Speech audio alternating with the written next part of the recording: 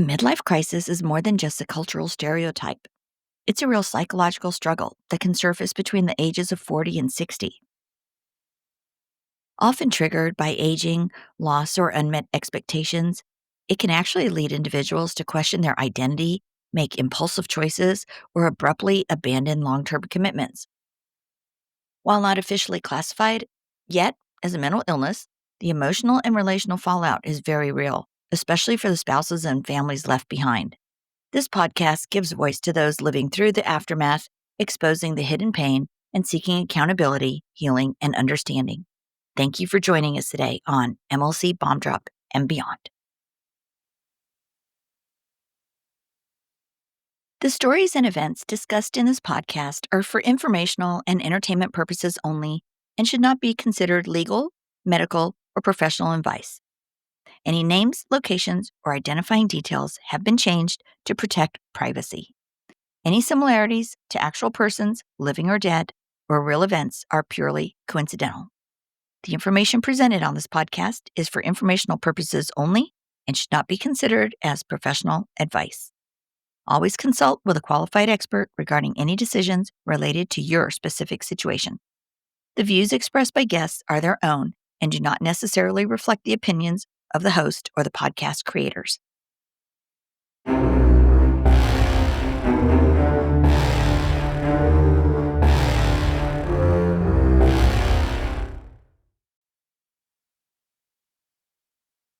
Hey guys, it's Halloween, the night the veil thins, the night when spirits whisper, shadows stretch long, and the unseen makes itself known. But for some of us, that veil didn't wait until October. It tore open the moment our world did, the night of the bomb drop. When the person we loved turned cold, alien-like, strange, unrecognizable, like something had taken them over. Well, thanks for joining us today. I'm Trina. This is Midlife Crisis, Bomb Drop and Beyond. And tonight we are going into the dark, into a story that blends betrayal, belief, and the energy of evil intentions. Because not all hauntings come from the dead. Some come from the living who've lost their souls along the way. It is crazy.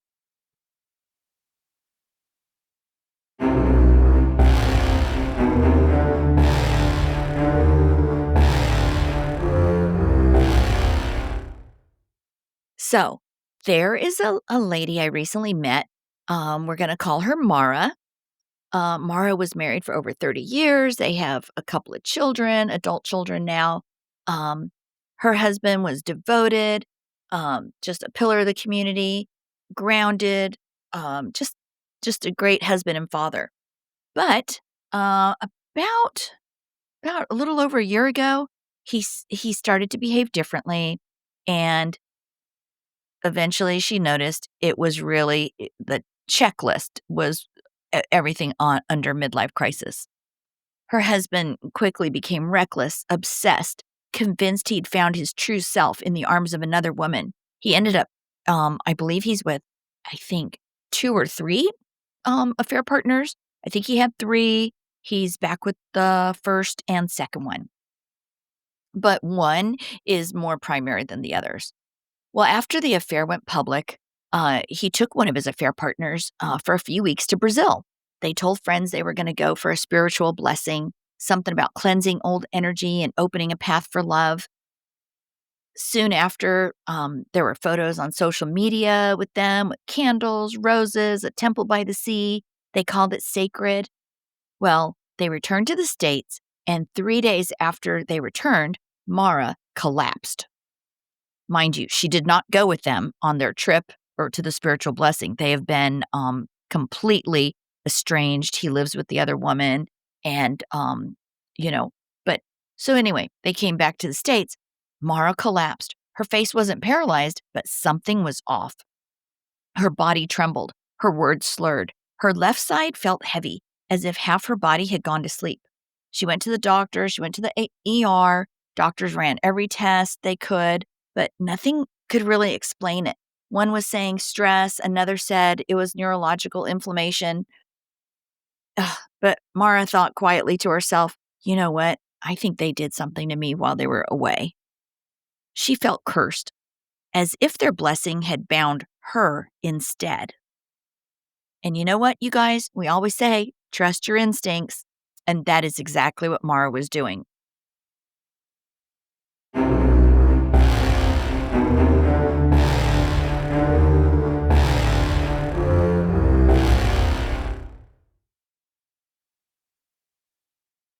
Now, I know there's a lot of you guys out there that might roll your eyes when I talk about, spirits and things. But for anyone who's lived through an MLC bomb drop, you know the trauma doesn't feel humanly explainable. It is bizarre.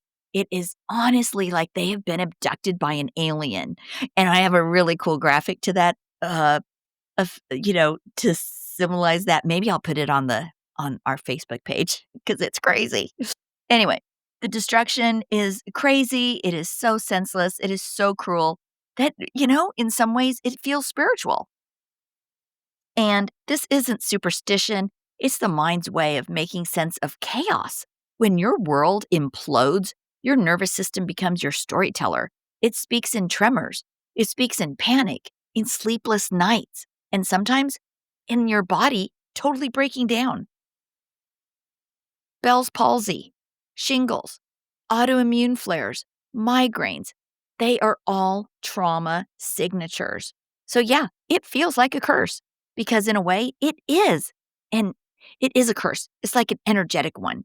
And not from candles and chants, but from emotional violence, from betrayal that seeps into your cells.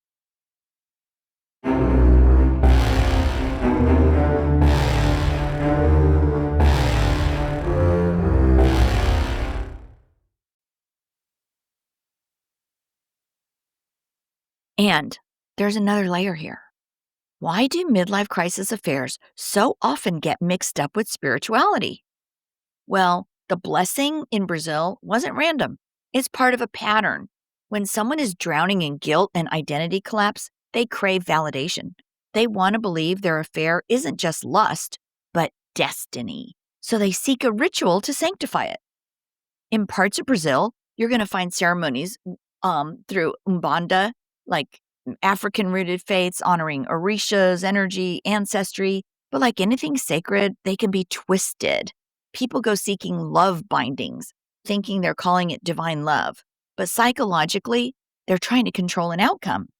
It's the illusion of power, such as if I can't face my shame, I'll turn it into magic. Yeah, that works really well. So, even if no spell was cast, the belief in one can trigger real symptoms. Neurologists call it psychogenic illness, emotional shock that rewires the body. Heart palpitations, tremors, even paralysis can emerge after betrayal. And that's not weakness. That's the body screaming, I have had enough. Mara's curse, it may not have come from a Brazilian priestess. It might have come from the unrelenting psychic violence of betrayal, the constant fight or flight of loving someone who's spiritually vanished. But here's where this gets powerful.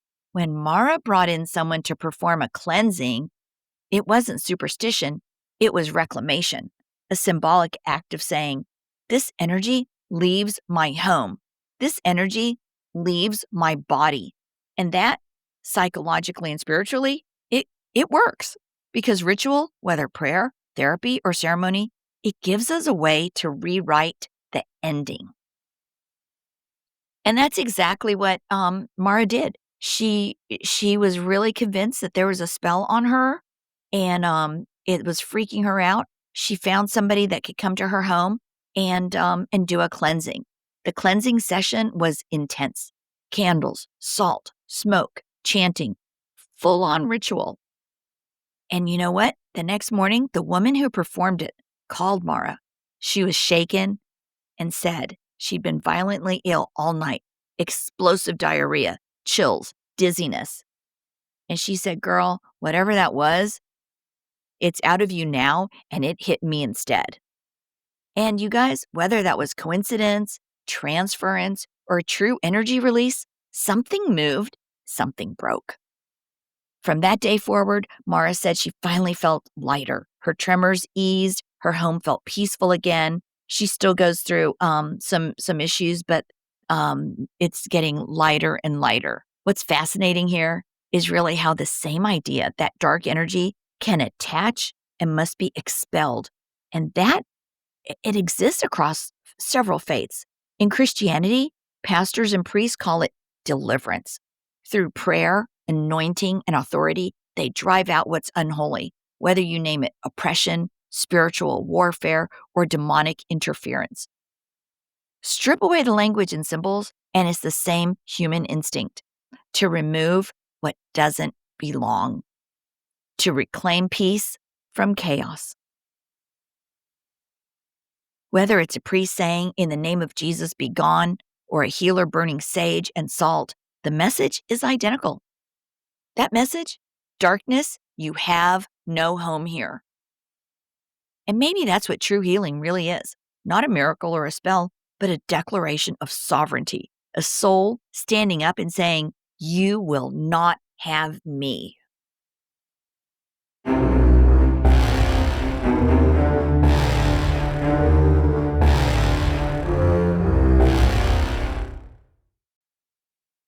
So, Halloween reminds us of two truths: that the unseen world is real and that we can choose which energies we invite in.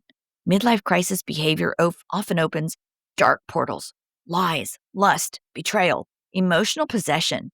But healing closes them, not through fear, but through sovereignty, through saying, "I may not control what he did, but man, I can control what stays in me."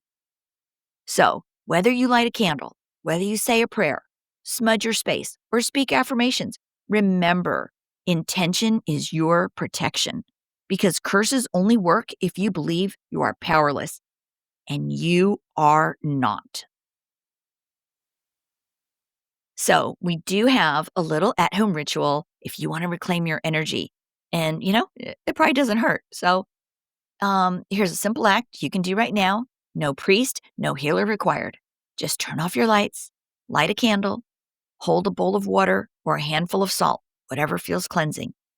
So again, turn off your lights, light a little candle, grab yourself a bowl of water or a handful of salt, and say aloud, "I release what is not mine. I call my energy back from every place it has been taken. Only light may remain." Again, I release what is not mine. I call my energy back from every place it has been taken. Only light may remain. Then blow out the candle and imagine every spark sealing your energy field with peace. You have just performed a declaration of protection. Nothing dark, nothing dangerous, just intention and light. And sometimes, you guys, that's all it takes. Because seriously, light is stronger than darkness, always. So I want to give you some stats here on curses and spells and all that.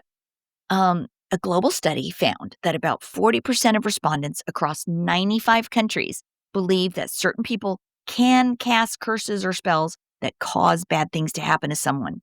Again, that's 40% of people that were surveyed. In the US, a survey found about 30% of adults believe in the power of spells, curses, or other magic to influence people's lives. And when you look at these beliefs by country, they vary widely. In some places, belief in witchcraft and spells is really high, and in others, much lower. Here's some stats, you guys, on the percentage of people who believe in curses and spells that they can cause harm to others. This is a little global overview of belief in curses, spells, and witchcraft. Tunisia is the highest, with about 90% of people surveyed there believe in curses and how they can cause harm to people. Ghana, 87%. Nigeria, 80%. Colombia, 72%. Brazil, 65%. Mexico, 56%. India, 49%. Philippines, 45%. In the United States, about 30%. Poland, 28%. France, 17%. And Sweden, apparently is among the lowest at 9%. So again, globally, around 40% of people believe that spells or curses can cause harm. But in places like Brazil, Mexico, and Ghana, it's closer to 2/3 or more. So when Mara felt something dark after her husband's blessing trip, she wasn't imagining some fringe superstition. She really was feeling something millions around the world would instantly recognize. She really felt it. And these stats are coming from the Public Library of Science, one, and the Pew Research Center. In Christianity and other faiths, witchcraft is typically framed as evil or forbidden because it invokes power outside of God. The Bible, Deuteronomy 18:10-12, and Galatians 5:19-21, warns against sorcery and divination, seeing them as invitations to dark spiritual forces. Many pastors and priests performing deliverance view witchcraft as a doorway to demonic influence, and they have trained to renounce and expel it. And we do have priests here in the United States that are trained to renounce and expel evil from somebody. And outside of the church context, witchcraft has dozens of meanings. In African and Latin America, witchcraft can mean harmful sorcery, but it can also mean healing or protection rituals. So that's where we can have maybe protection ritual that goes bad, like in Mara's situation. In modern Western practice here in the U.S., we have like Wiccans, neo-pagans, herbal healers. Some of them see witchcraft as earth-based spirituality and not necessarily devil worship. Anthropologists frame witchcraft as a social mechanism, a way people explain misfortune, envy, or power imbalance in communities. So, you guys, depending on where you stand, witchcraft could mean evil, healing, or simply the language of unseen energy. And from a trauma-informed or symbolic view, the one that fits, into the shadow that we see, when people feel powerless, like after betrayal or humiliation, they sometimes reach for forbidden power, rituals, spells, manipulation to regain control. That attempt to command energy or outcomes, not because of the ritual itself, but because it's rooted in fear or revenge. And psychologically, evil isn't in the ritual, but it could be in the intent. So, you guys, whether witchcraft is evil depends on who you ask. In religion, it's rebellion against God. In culture, it can be healing or heritage. In psychology, it's often an attempt to control what feels uncontrollable. The danger lies not in candles or chants, but in the motive behind them. And here we have somebody who really felt the effect of something, and it was pulled out of her system and went into somebody else, the transference. So you never know. Well, I'm Trina Laird, reminding you that not every monster hides under your bed. Some wear wedding rings and whisper destiny. But light is stronger than darkness, always. Protect your energy, Bomb Squad, reclaim your power, and this Halloween, let the only thing haunting you be the strength you never knew you had. Happy Halloween. Stay safe, stay well, stay awesome.